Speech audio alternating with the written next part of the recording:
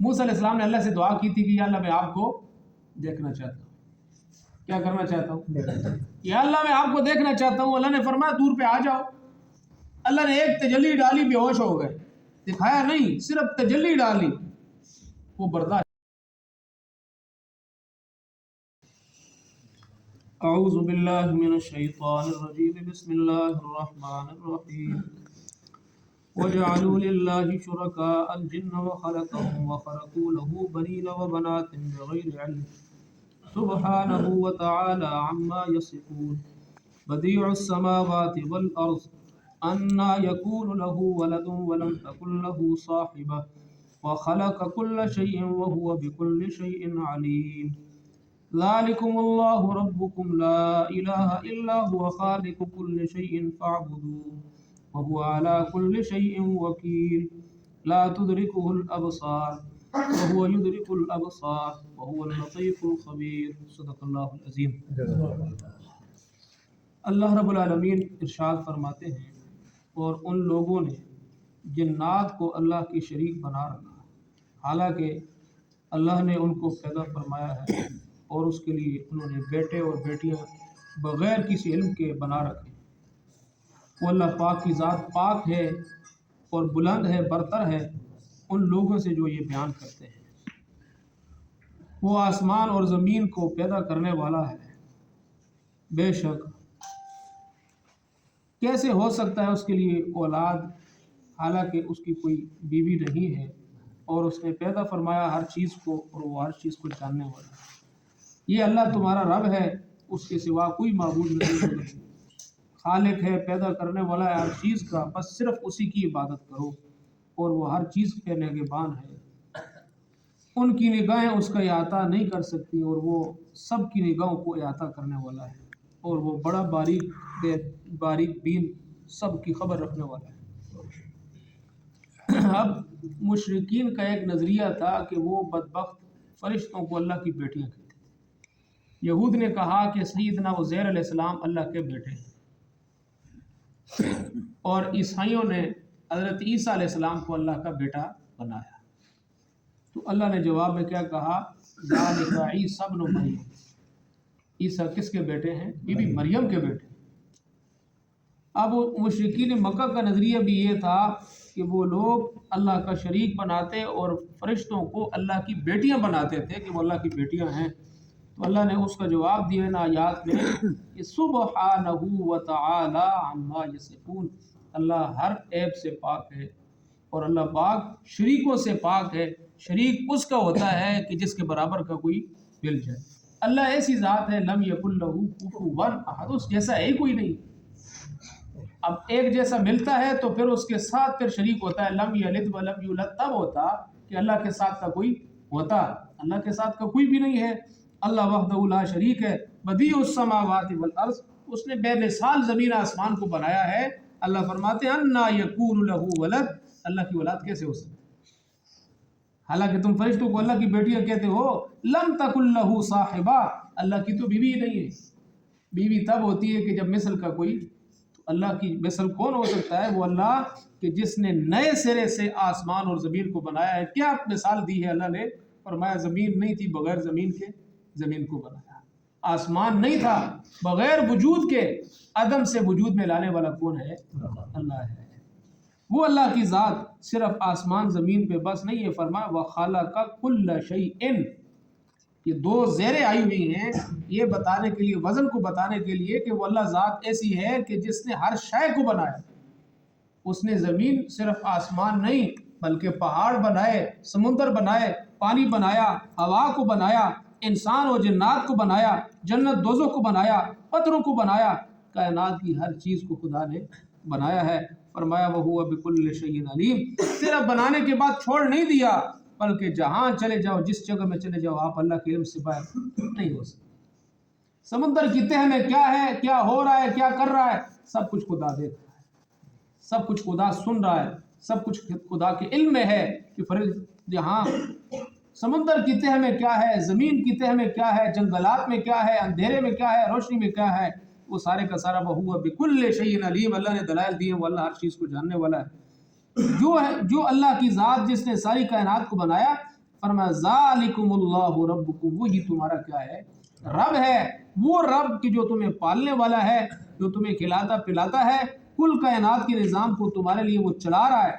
ला इलाहा, उसके अलावा कोई बेटे देने वाले कोई नहीं, ना कोई बेटा दे सकता है, ना बेटी दे सकता है, ना कोई औलाद दे सकता है, ना तुम्हारे दुखों में कोई पहुंच सकता है। ला इलाहा, कोई नहीं है, इल्ला हुआ, मगर सिर्फ वही ज़ात है। खालिक कुल्ल शै, वो अल्लाह जब सारी चीज़ों को पैदा करने वाला है तो तुम्हारा क्या हक बनता है, फ़अबुदूहु। हज़रत इब्न अब्बास रज़ी अल्लाह अन्हु फरमाते हैं, रईसुल मुफ़स्सिरीन, सबसे ज़्यादा जो तफसीर है वो किसकी मकबूल है, सहाबा की, कि बराह रास्त वो नबी पाक सल्लल्लाहु अलैहि वसल्लम से कुरान को सीखने वाले हैं। फरमाया फ़अबुदूहु आई मुखलिसूहु, तुम सारे के सारे खालिसतन अखलिसू लिल्लाह, तुम सिर्फ और सिर्फ किसकी इबादत करो, उस अल्लाह की इबादत करो जो तुम्हारा रब है। सिर्फ तुम्हारा रब नहीं, खालिक कुल्ल शै भी है, हर कायनात की चीज़ को बनाने वाला है। अब बनाने के बाद छोड़ नहीं दिया, पहले फरमाया वहुवा बिकुल्ल शैइन अलीम, हर चीज़ को जान रहा है। अब यहाँ पर बताया वहुवा अला कुल्ल शैइन, और वो हर चीज़ को जानने के साथ वकीलुन, नेगेबान भी, नेगेबानी भी कर रहा है।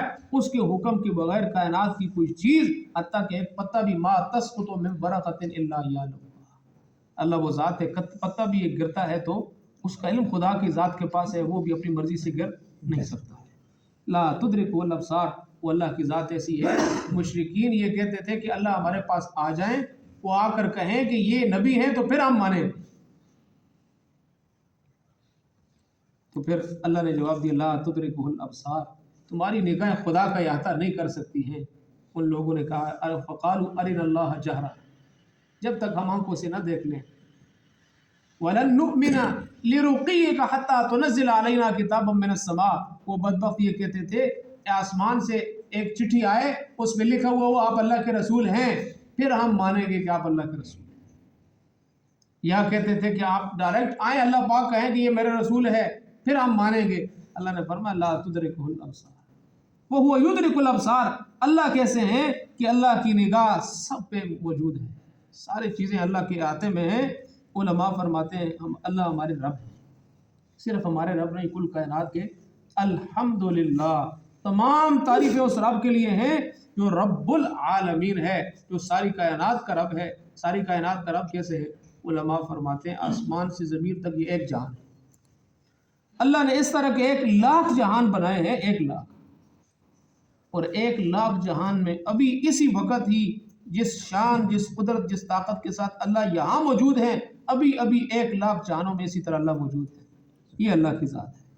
फरमाया वहुवल लतीफ़ुल ख़बीर, वो बड़ा बारीक बीन है।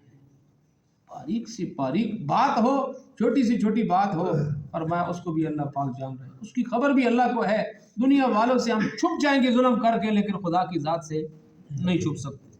तो इसीलिए इन सारी आयात का मंशा ये है कि अल्लाह ऐब से पाक है। शिरकत एक ऐब है, शिरकत एक ऐब है, और अल्लाह शरीकों से पाक है। अल्लाह वो ज़ात है आलमुल लिज़ातिल वजूदिल मुस्तजबा लिजबी सिफ़ात कमाल ही, अल्लाह वो ज़ात है जिसमें सारी सिफ़ात ही सिफ़ात हैं, कमालात ही कमालात हैं, और वो फिर मुबर्रा है हर ऐब से, हर ऐब से बरी है, कोई ऐब नहीं है। अल्लाह ऐसी ज़ात है, सारी चीज़ें कायनात की बनी हुई हैं, खुदा बनाने वाला है। सारी चीज़ें खुदा के कंट्रोल में, अल्लाह पर किसी का कंट्रोल नहीं। तो उस रब के दरबार में आए, जो चीज़ जिस चीज़ की ज़रूरत हो तो अल्लाह पाक वो देगा। बाकी जैसे मुशरिकीन का नज़रिया था हम अल्लाह को देखते हैं, लेकिन ये है कि दुनिया में किसी की सकत हो वाक़या शायद गुजरा है या नहीं गुजरा, बल्कि नहीं, वो 16वें सिफार मूसा अलैहिस्सलाम ने अल्लाह से दुआ की थी कि या अल्लाह मैं आपको देखना चाहता हूँ। क्या करना चाहता हूँ? या अल्लाह मैं आपको देखना चाहता हूँ। अल्लाह ने फरमाया दूर पे आ जाओ।